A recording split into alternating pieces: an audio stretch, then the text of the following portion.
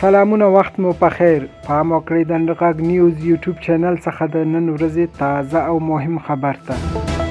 په کابل کې د ترافیکي ګڼې ګوڼې د کمولو لپاره 3 نوي هوایي پلونه جوړیږي.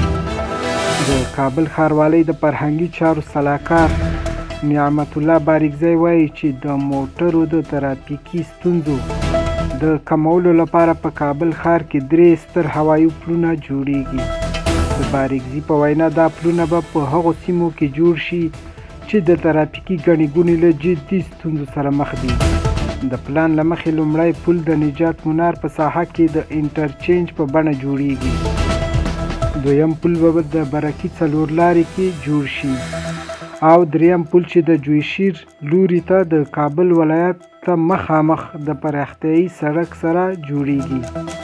د دې پلونو ډیزاین چارې بشپړې شوي او ټاکل شوي چې راتلونکې میاشتې د جوړېدو عملي کارونه پیل شي. د دې پروژې هدف د موټرو تګ راتګ اسانتیا، د ترافیکي بندښت کمول او د ښاري نظم ښه والی دی.